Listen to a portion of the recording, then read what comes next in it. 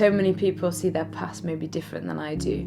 I don't think the past is a bad thing, because it really shapes you, and it shaped me, and I think it's just the way you use it.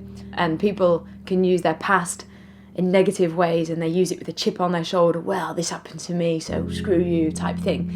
And I think what I've tried to do is use it to make a difference, because I really believe that I did not go through all that for nothing.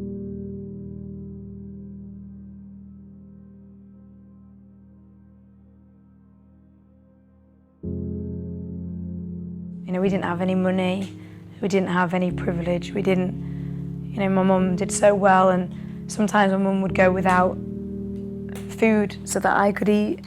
You know, nothing was ever taken for granted, and I never ever in a million years thought that I would amount to anything. You know, never really believed in myself at all. I never really believed that I could do anything. And when I was a teenager, I wasn't in the best of places myself. I had a lot of problems with rejection, worthlessness, real low self-esteem. And when I was training, it made me feel better about myself. And it made me think, well, I can run and I'm not bad at it, so I can't be that bad. But also, you know, I had, you know, maybe a lot of aggressive issues towards myself, where I didn't like myself at all. I hated myself, and I wanted to hurt myself.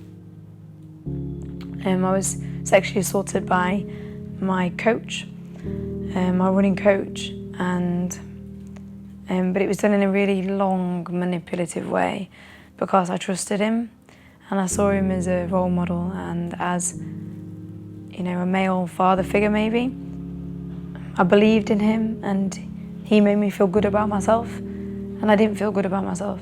You know, it started where we'd just be on our own together. We'd do training sessions together, so he just spent time with me. And then it started to add touch into it, and he used my, you know, he used my problems and the way I felt about myself against me. So he knew that I wanted to be a good athlete and be a good runner and win a race, because it would make me feel good about myself. And at that age, when, you know, it's hard enough as a teenager to figure out who you are, and when you've got no self-confidence and you don't know who you are, you don't know where you are in life, and you don't understand why certain things have happened to you, because why didn't you feel that love? Why didn't you feel like people wanted you around? So he sexually assaulted me various times by convincing me that he was doing it in my best interest. And, you know, I didn't realise at the time that I didn't think, oh, I'm being sexually assaulted, this is wrong. Like, running was my thing. It was the one thing that helped me. It helped me through, you know, self-harming. It helped me through depression. So how could somebody who I trusted in my life, another person I trusted in my life, take advantage of me and abuse me? So I desperately didn't want that to be the case.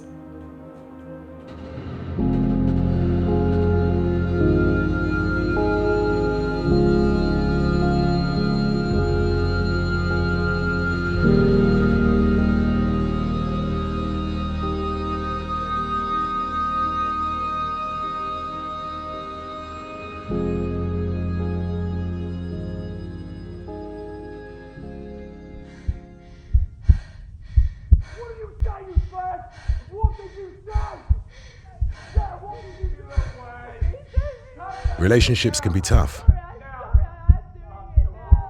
but there's never an excuse for domestic violence.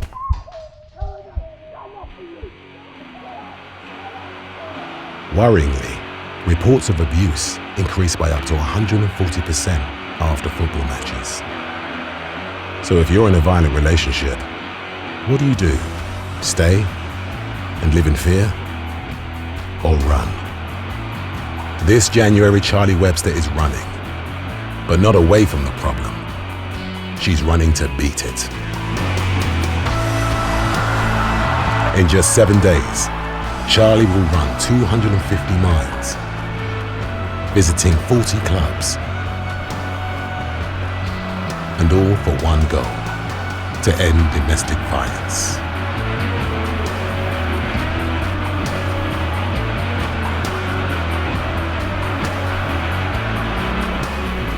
Support Charlie today.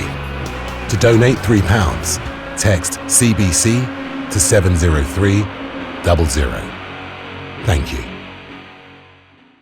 I was just trying to think of something that I could do that was really big, and in the sense that it would raise the awareness, which I want to try and stand up to abuse as a whole. But as an ambassador of Women's Aid, I wanted to raise money for women and children, basically, in abusive situations. So I thought if I can try and make it come across as a human being issue, which it is, and a society issue, then, and if I can involve men as well as women, then, you know, hopefully society would see collectively that they can do something as a whole. So if I can involve football, then I can involve men. We did a bit of research and found a stat where after football matches, domestic abuse goes up by 140%, which is, you can't even comprehend that stat. She was doing maybe 18 to 20 hours of training a week when she came to see me. But we had to get her into running. That was the main change. She's a sprint athlete, and we're having to getting her to jog. You know, doing a distance of 250 miles really needs you to pace yourself, and pacing was really key. So we spent 7 or 8 weeks just working on her pacing and her distance. By the time we started the challenge, she was in as good as shape as she could be, especially with her, you know, just 6 months before she had chronic pelvic pain, which was quite serious. She had quite a lot of physiotherapy treatment for that. And we just had to work it out very slowly and very gradually. She did an awesome job. Awesome job.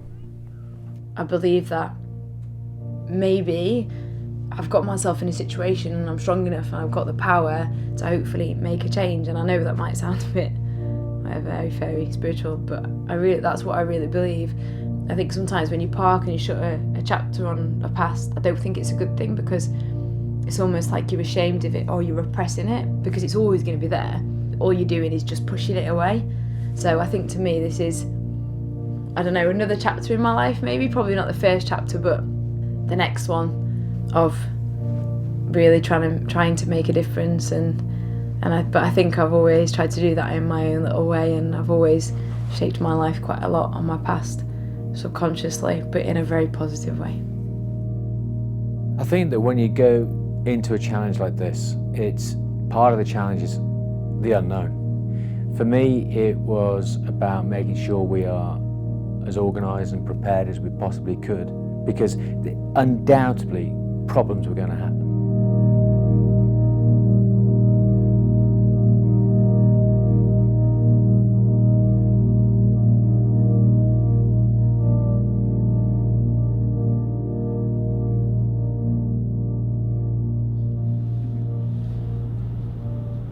We arrived at the club and it started to rain. I was like, you've got to be kidding me, the first day, and it's raining, it's really, really cold. And then we did the Sky News interview, and then I remember thinking, oh my God, I wasn't very good on the interview. Did I get across what I was so overanalyzing everything I was doing? Did I get across what I wanted to say?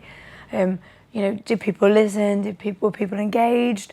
You know, did I come across okay? The thing was, I was trying to concentrate on doing the Sky News interview, but at the same time, I was worried about starting the run and the weather and how I felt and the fact that I hadn't drank enough, the fact that I needed to go to the toilet again, the fact that I hadn't eaten. So it was all sorts going through my head. The first day we warmed up, we didn't warm up. We didn't warm up at all, because there was camera crews around her, people interviewing her. It was an absolute circus. And we just never had the chance. When you're warming up for an event like this, you're not warming up because you're going to get on a track and you're going to be doing 400 meters, and you've got to be warm before you start. This is a long day, so the warm-up is about getting prepared for that specific event. And the big thing was allowing Charlie some breathing space from everything that was going on. I didn't feel quite right, but I kept putting it down to nerves all the time. I was excited, but at the same time, there was a lot of self-doubt inside that I definitely didn't tell anybody and wouldn't really tell people until after the challenge, because I think what I do is I put on a facade so that everybody else is convinced that I'm okay and that I can do it. Raining! I started to question myself a lot that morning of whether I could actually do it, whether people would not pay attention, but people would listen to what I was trying to say and what I was trying to do, and people would get behind it. Because one of my biggest fears was that people wouldn't respond to what I was trying to do, or understand what I was trying to do, or get behind it and think, oh, what's she trying to do? Who does she think she is? Type thing. So there was all sorts of things going through my head, but not just about my own physical ability, more actually what other people would think, and my team too. I was nervous that not the team couldn't do it, but that the team wouldn't like it, they wouldn't enjoy it, or I would lose my friends, because the team was pretty much all my friends. And you know, when you're working so close in that environment under such stress, that I was scared that by the end of the challenge we would all fall out and I wouldn't have any friends left.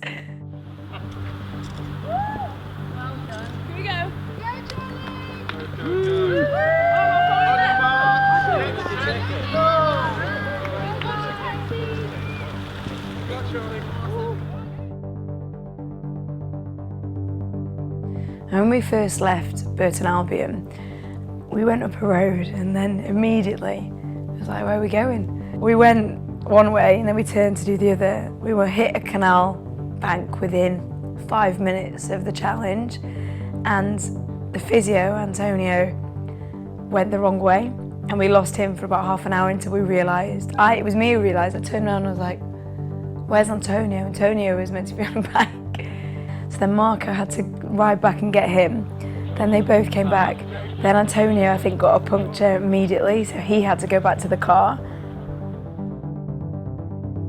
And then Marco's handlebars fell off the bike, and then I think he got a puncture. And this was all in the first 20 minutes of the actual challenge. Never mind the terrain that we were running on. The canal was so bad. It was like a towpath. It was horrendous underfoot. It was so slippy. There was no flat area to place your foot or to plant your foot, which is really important when you're running. And I was literally planting my foot, and I was doing that, and I was slipping all over the place, trying to dodge puddles. So we were having to run like this all the time, and you could hardly, there was nowhere to pretty much run. You would either run through a massive puddle, slip and slide, or you would end up in the canal. The first half an hour was fine, and after that is when I started to think, okay, we've got to do, I think it was 10 to 12 miles on this. I'm not used to that terrain, and I don't feel great, and I was struggling. Like, for the first 10 miles I was struggling, and I was thinking, I've got 250 miles to run in 7 days. I've got every day back to back to run for 8 hours plus, and the first half an hour to an hour I'm struggling. That isn't right. Towards the end of the towpath, I started to get pain in my knee, and I was just like, this is not even, you've got to be kidding, this is not funny. And I'm the sort of person that will laugh things off. I'll make joke to try and convince myself that I'm okay, or I don't know, I make a joke rather than cry, even though inside I want to cry. But the outside of my knee was really hurting, and I know the difference between a muscle ache and an actual real pain. And I was like, no, this is not good, this is really not good. Why is my knee hurting? My knee has never hurt in my whole life.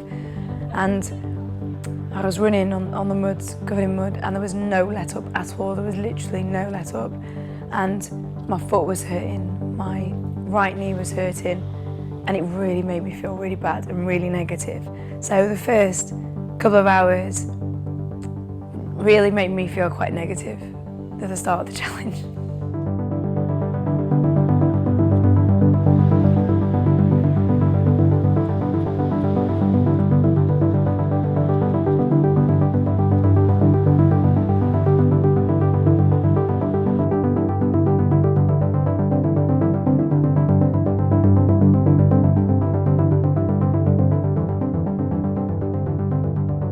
I remember feeling really elated that we'd done the first day, but really angry about loads of stuff, about the weather, about the towpath. I couldn't stop going on about it. And the elation had stopped, the elation had gone. And all I was thinking about was, I feel like this on the first day, how on earth am I going to get through? And I thought to myself, I'm really crap. And that was the one thing that I look back and I remember that's all I could think about, was how I wasn't good enough to do this, and how I'd got everybody involved. I've got a team involved, I've got the public involved, the charity involved. I expect a lot from myself, and I think I expect a lot from other people. And I was desperate for it to be amazing and to work and to be slick and be perfect. And I think the first day I was a bit too obsessed mentally. Looking back, I'm annoyed at myself that I was so negative, but then in a way, it was good because I was so negative in the first day that it actually sorted me out for the rest of the challenge, if that makes sense. So at the moment I feel good, I feel positive. The team have really helped that, because I did have a few moments, dark moments today, where I just thought, oh my God, am I going to be able to do this because of the pain? And also, I don't know, I had to go at a few people today, which I hate doing, but I think the team were just finding their feet, and there's a couple of times where I got quite cold at the stops and where things weren't ready, which are meant to be ready. So I know that the team are having a bit of a team meeting at the moment, and team manager Dave is putting everybody in order, so I'm just hiding away in the room, so I'm not involved in that, because I did say a few swear words today, and where's my coat? It was one of them. Anyway, good night. Day 2, I woke up in the morning and I felt so sick. I couldn't even move. Like if I moved out of this position, I would actually be sick. But I'd also, again, had quite bad diarrhea through the night, and that morning, I was on the toilet again. Lisa walked in the room, we did the morning weigh-in, which we did every single morning, and I could hardly stand on the scales, not because my muscles hurt, but because my stomach was in so much pain. And so we went over to Old Trafford, and I'd arranged for Gary Neville to be there, and all I could think about was, Gary Neville won't show up, Gary Neville won't show up. Oh, I was so negative, and he was there. And you know how much it meant to me that he was stood there, and that he'd seen what I was doing is important enough for him to get up at 7 o'clock in the morning and drive down to Old Trafford and be there. And it was freezing, and it was a Monday morning. It takes a lot for somebody to go out of bed and go and do that, to support something that doesn't benefit you.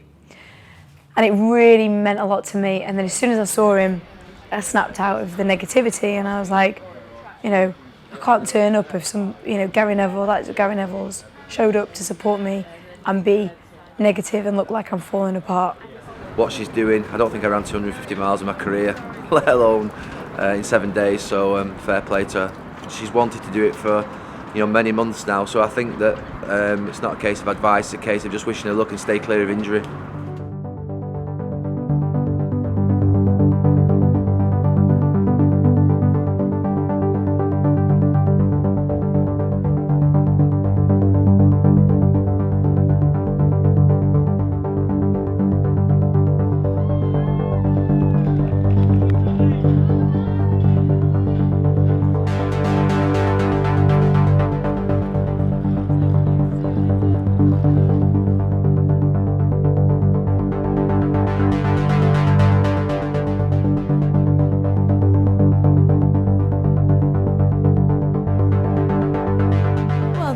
BeachedAz Stadium received a very special visit today from Sky Sports presenter Charlie Webster, who yesterday embarked on an incredible 250-mile run over 7 days.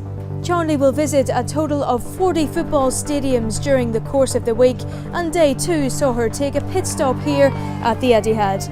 And just what inspired this, Charlie? I know it's for a good cause. What inspired you to do this? I'm an ambassador for Women's Aid, and the issue of domestic abuse is something that I think is I know is a huge problem in this country, and it's something that has resonated through my life, and it's had a huge impact.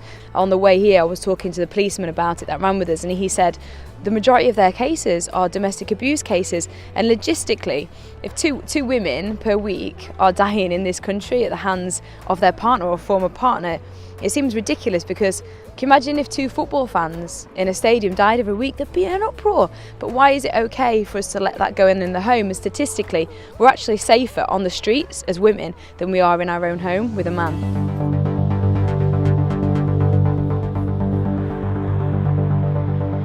Myself and my colleague are from Oldham Police Station. We work in the domestic violence unit that works with child abuse as well. And I think it's just great to highlight the fact that there shouldn't be that taboo about people reporting it. And obviously the more we can do to make people aware of it, the better it is for everyone. Obviously we might not be there the whole 250 miles, but we were thinking about her the whole way.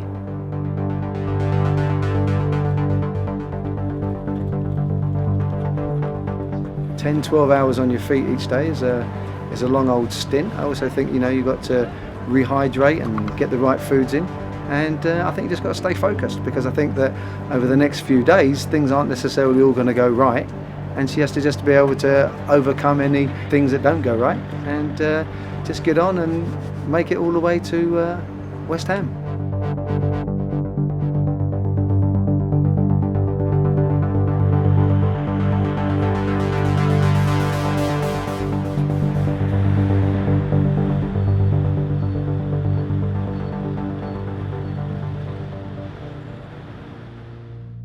I was at the time slightly ahead on the bike, and when we stopped you could feel there was an intense energy come from everybody, and I looked around to see Charlie breaking down, absolutely destroyed.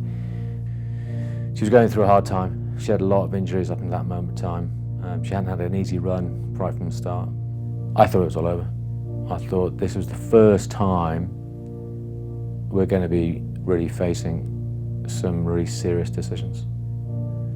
We were running and it was pretty dark at that time, and all of a sudden I needed the toilet and I needed to go for a wee, and every time I went for a wee I'd got diarrhoea as well, and I remember saying to Jules, I need a toilet, I need a toilet, you've got to find me a toilet now. And I was like, it's urgent, you've got to find me a toilet. And I remember thinking, I'm going to wet myself. So Jules ran ahead to try and find me a toilet, and I'd got 2 people either side of me. I got Matty and Steve. I just wet myself. I just started to wee and I couldn't control it, and everything came out. It was like weeing myself, let all the emotions and all the stress, not just from the challenge but the weeks leading up to it, and I was absolutely devastated. I didn't feel in pain. I felt emotionally and mentally in so much pain. It wasn't physical. I felt like when you're a child and you feel like you're naughty because you've wet yourself. That made me really revert to that childlike state, and that's really shocking. It's even making me feel upset now because I felt guilty that I'd wet myself, and I thought I might get told off, and I thought that people would think this girl is just absolutely rubbish. She was fighting failure, she was fighting pain, she was fighting the idea that she was letting people down, and I think that in her mind she was really starting to question whether she could do it or not. We got a new set of kit, we got her a nice cup of tea, and she had a bit of quiet time, and she was shocked how her body was reacting to all this running, and she was desperately saddened by it and scared, I think, at that time. But it wasn't soon after that I started thinking about her and her psychological state of mind, how that's going to affect her psychologically. Because this isn't just a physical challenge for Charlie. This isn't something that she just wants to do because she's an athlete. This is something that really means something to her. She comes from a background that has led her to this partnership with Women's Aid. And she does it because, not because she believes in it, because it's some kind of idea that she needs to follow, but because she has experienced it. And that whole psychological side of her is where she's able to get this determination from. Even though all sorts was going on, I didn't once think, I can't do this or I'm not doing this. I might have thought I can't do it, but not once did I think I'm not doing it. I suppose that's the difference. Charlie dusted herself off and didn't give in, didn't accept failure. No matter how much pain she was going through or how shocked she was about what was going on, she kept going. And in fact, I would say that's when everything started turning around for a positive for her. So when she started climbing those hills, and honestly, the rain started pouring, the temperature started dropping, it was pitch black. You know, she became stronger and stronger and stronger, and it was an incredible end to that day, and you know, and that really set her up for the following few days, because no matter what was thrown at her, she knew she had the strength of character, and that motivation for her was true. It didn't fail her, and she built a lot of confidence from that. Yeah. I think I'm going insane. I'm trying to do everything to keep myself going, and my support crew are reading out your tweets, which is really helping me, because I think it's really tough now. I've got ice strapped to my knee, I'm having problems in my right knee, and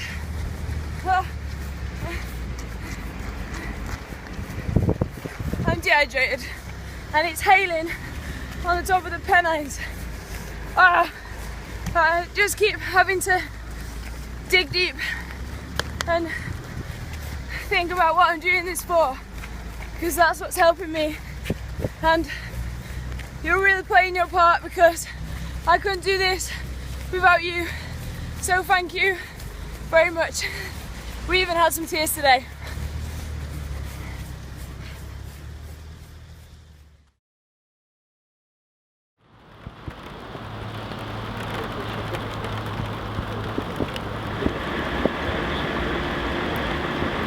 Okay, ready? 5, 4, 3, 2, 1, go!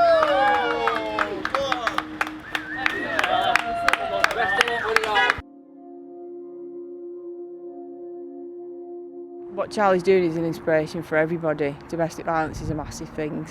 I suffered for 6.5 years, so I'm definitely on the other side of it now. I'm living my life and look back, and you'll never forget, but to raise awareness of domestic violence and domestic abuse is definitely something that needs more of. And people don't realise who suffers. Nobody at work knew I did. And it was just something that eventually it does come out, and you change your own memories into good memories, and you move forward. And that's why today was important for me to do this run and start today with Charlie and just give her my support for people that have suffered. Difficult. Yeah. Bit of relief.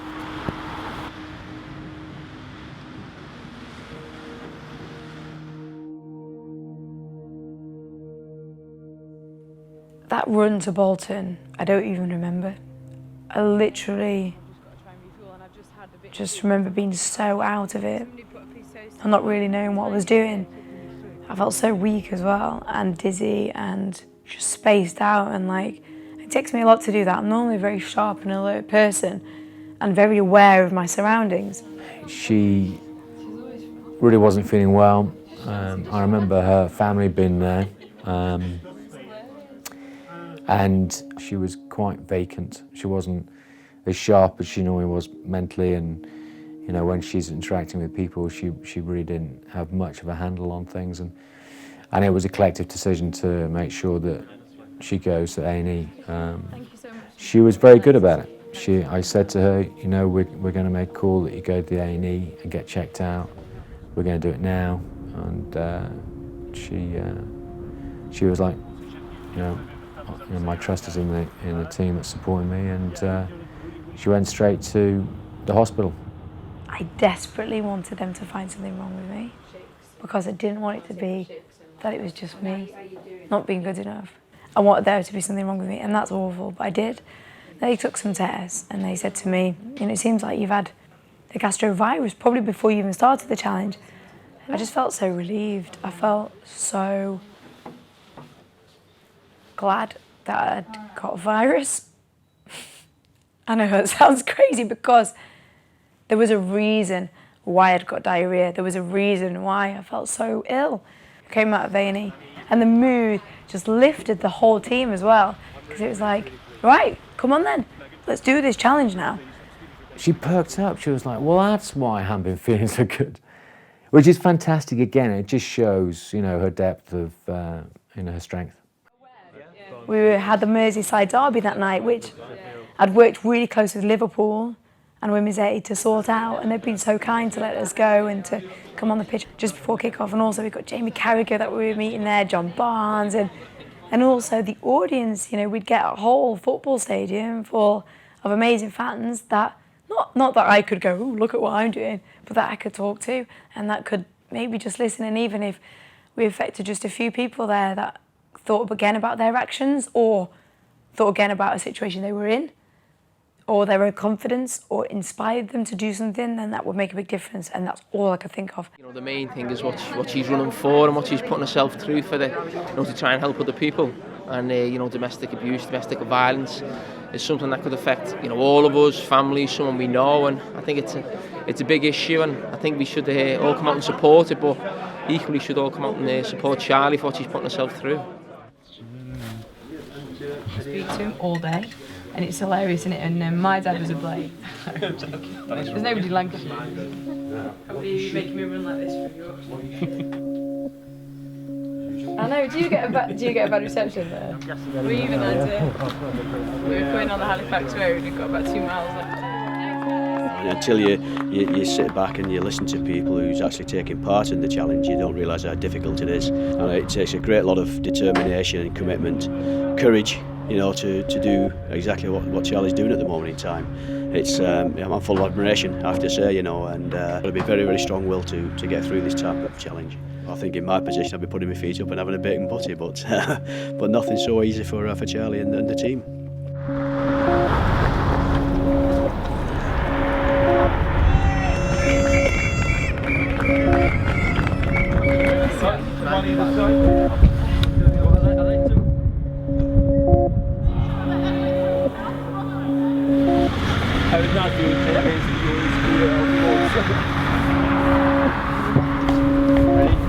I was just hoping to pass on a few words of encouragement. I've been there and I've done these horrific, horrible challenges, and you just got to be so resilient. So just wish you all the best. Give her a big hug from me and tell her to keep it up. I'm so sorry I can't be there on Saturday for the glory moment when she runs into West Ham, which I know will be a massive relief and a great joy for all of you. Fingers crossed she gets better.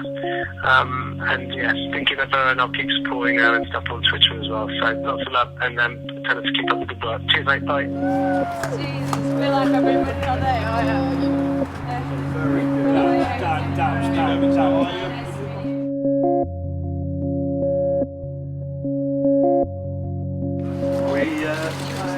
Inside. I can't believe what you've done. Take you up a little bit. That's it. It's fine. That's it. Brilliant. I'd rather do it like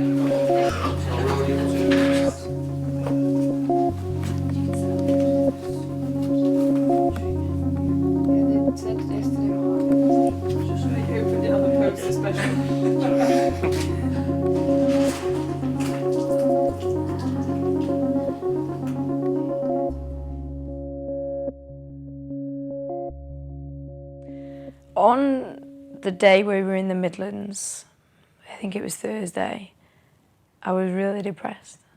Like, bog standard, lay it down on the table, I felt really depressed.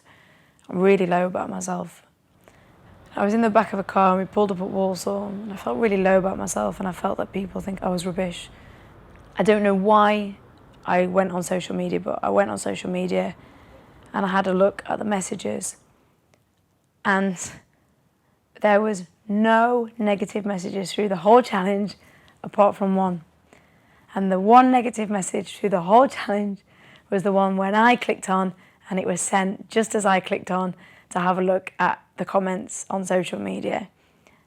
And I read it and I was absolutely heartbroken because somebody had written a message, and I don't know the exact words now. Can't remember, and I don't really want to remember because it was pretty disgusting that somebody could see what I was doing, see what I'd talked about. It wasn't easy to talk about what I talked about, what happened to me when I was a teenager. I spent a week in conflict, deliberating, upset, wondering whether I should do this, that I had a duty to help people, but at the same time I didn't want to hurt anybody, I didn't want to hurt my family, I didn't want to come across the wrong way, I didn't want to come across that I was using what happened to me for any other reason than to help other people. So I put all my heart and soul in it, everything I could possibly give, to then get a message on Twitter saying, Charlie tries to run a couple of miles today, but can't do it, type thing. It was one of those messages like that. And I read it, and normally I would have gone, you know, what a sad coward that he's written that message. But I didn't. I felt so down and so upset. You know, I know it's just words, but I was putting everything into that, my absolute heart and soul. And for somebody to attack me like that just really hurt. Just because I'm on TV doesn't mean that I don't feel low at times and I don't battle with my own emotions and my own feelings. So I had a little bit of a cry and walked into the stadium and I was really upset and I'd been crying. And then I saw a couple of people from the club and I didn't want them to see that I'd been crying, and that was really low. And walked out into the stadium and the mascot was there. The mascot was really small, but it was a massive costume, really fat costume. And I started to talk to the mascot. The mascot was like, put its arm around me, and we had the photograph. And then the mascot's messing about, and I was like, this mascot, there's something weird about this mascot. And I recognised the trainers, and I was like, so stupid. I was like, well, the mascot's not the same trainers as us lot, the Skechers trainers, because we had some sponsored trainers.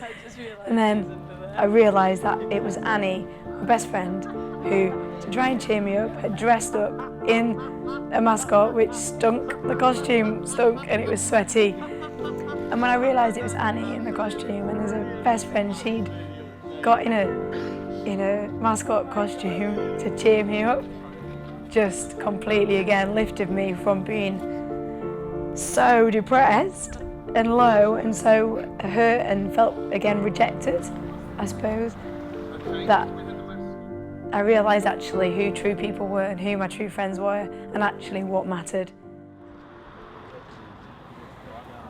Well, I managed to get over this gastrovirus. I was starting to feel better. I still didn't eat a lot. I still couldn't eat. I was still really struggling with my food, which I have done since the challenge. And my leg was absolutely killing. I couldn't believe it. And again, I'd had nothing like it in training. I was like, you've got to be kidding me. I'd got symptoms of compartment syndrome. Now, if you get severe compartment syndrome, you can lose your leg. And I was like, whatever. I was like, I just found it as a bit of a joke. I was like, don't be daft, as if I'm going to lose my leg. What are you talking about? And then they showed me some information, the physio did, Antonio, about what compartment syndrome was, and I was like, okay, that's pretty serious. We suspected, because of the lack of sensation in her toes, or the lack of her ability to identify which toes were getting touched at a particular time, there is a very short window before that can become a major issue. And we don't want that. And no one wants to be in a situation where, you know, her health is at risk like that. So it was a decision made very quickly, take her off to the hospital. And again, she was brilliant. She accepted the support around her, and she went as soon as she could. And the doctor looked at me and was like, we're not sure whether you've got compartment syndrome or not. You're not going to be able to run the next day. But then I explained what I was doing, I explained how much it meant to me, and they were like, look, you know, we're not going to make you stay in, we're not going to make you stop, so we understand what you're doing, this is an extraordinary case. There was no way I wasn't going to carry on. So again, I'd resigned in my head that if anybody said anything to me about stopping, well, they're wasting their breath. There was no way I was going to stop. I completely had that inside me. So we left A&E, everybody was absolutely exhausted. I think there was 5 of us there. It was 3 in the morning, got back to the hotel, got a couple of hours sleep. I elevated my leg and I could feel it draining. I could feel fluid pouring down my leg. I'm just so exhausted. I'm so tired. Like, I've never felt this tired in my life, and I've done a lot of things to make me tired, but this is just, it's very different. It's like just complete exhaustion. And I think the team are suffering a bit as well. They seem quite tired. But we're going to get on with tomorrow and see how I feel in the morning. Gonna have to take measures at hand to measure my calf as well. And oh, that's Antonia, who's just about to come back in, so I'm going to say good night.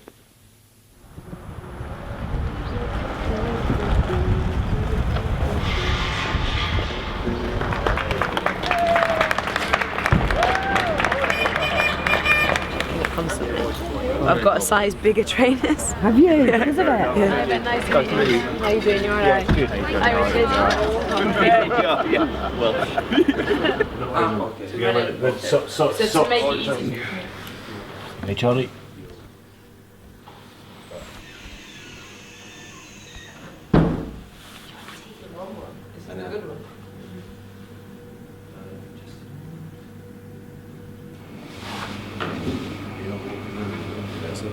It's very patronising to go, good luck. Yeah. It's like, I want to say something profound and like start reading that, what's that Kipling poem? Like something really motivational. And I know that Charlie's very passionate about it, which is why she's putting herself through a lot of pain, a lot of stays in A&E, and a lot of draining of her leg. Ugh. I hate that word. Yeah, but she's just doing fantastic. She just needs to have the end in sight now. Yeah. We ran to Wembley, and that was a fantastic leg. I was running with a massive group of people, and the energy was just amazing. And you know what? It just shows that it doesn't matter what's wrong with you physically, or how much pain you're in, or the problems you have. People's spirit and people's strength can get you through anything. It really can. And if people don't believe that, all you've got to do is see what we did, because that's all it was. It wasn't that I'm superhuman or that I'm an amazing athlete. It was purely mental drive, determination, resilience, and other people, and social media support, and people running with me, and their energy.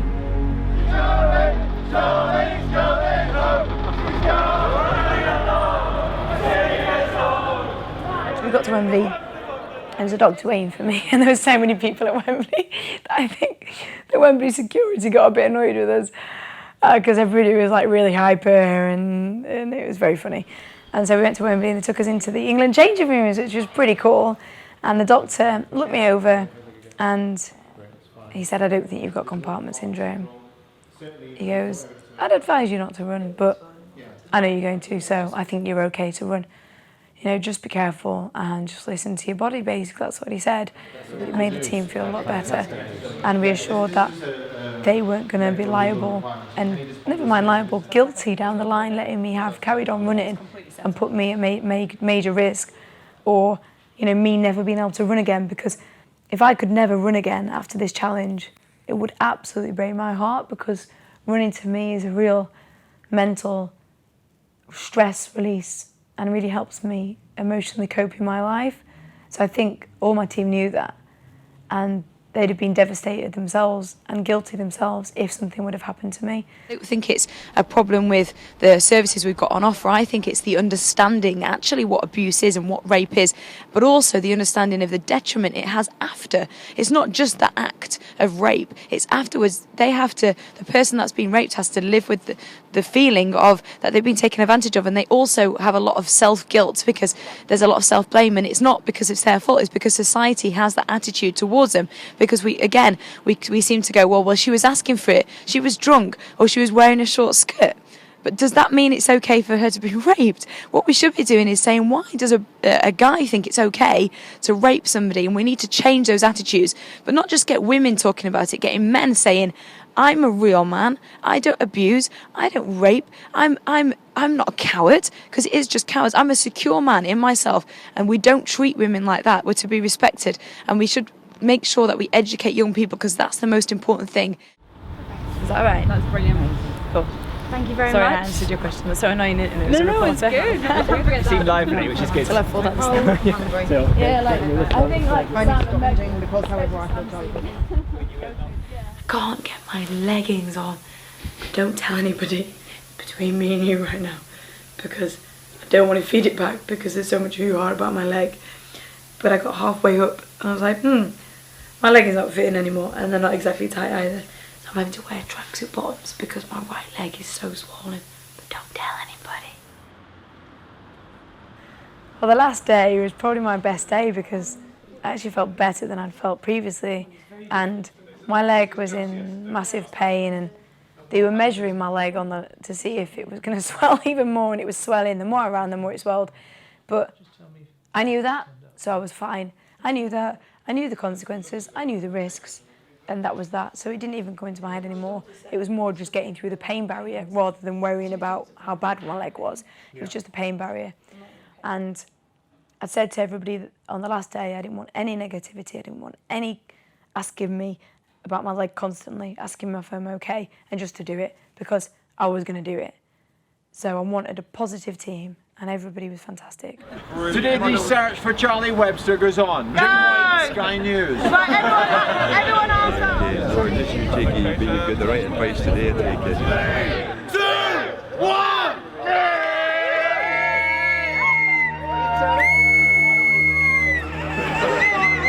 Just leading Arsenal on the last day.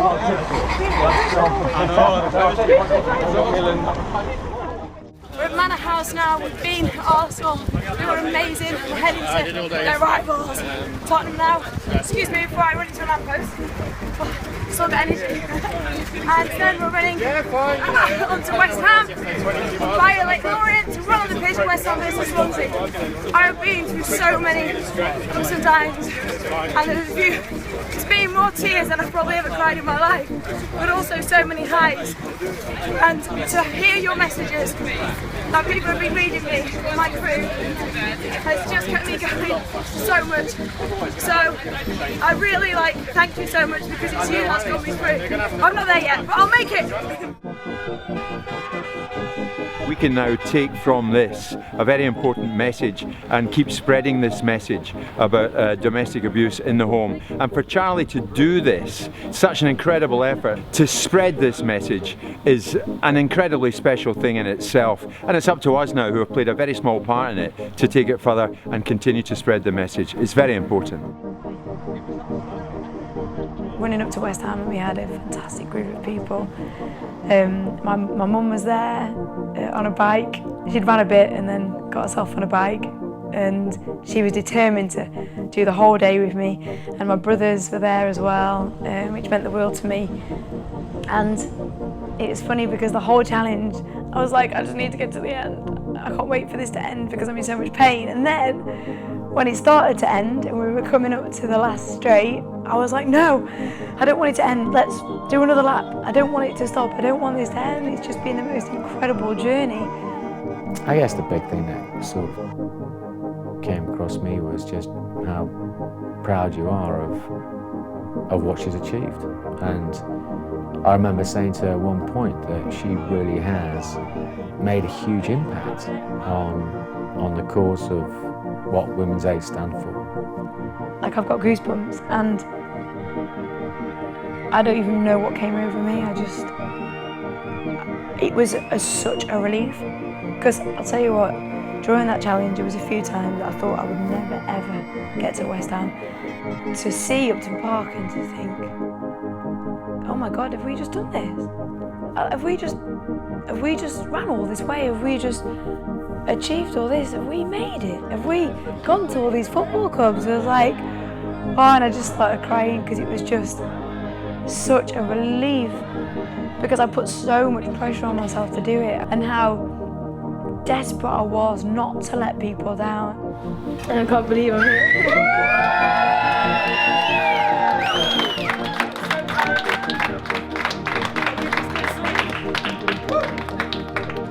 Trying to show that we can do anything.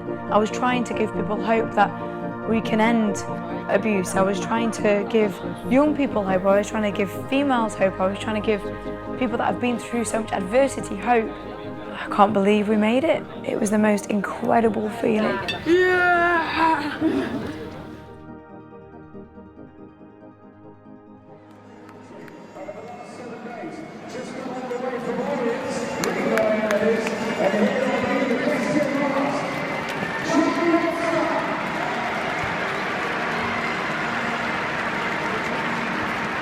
it's like seeing someone achieve their goal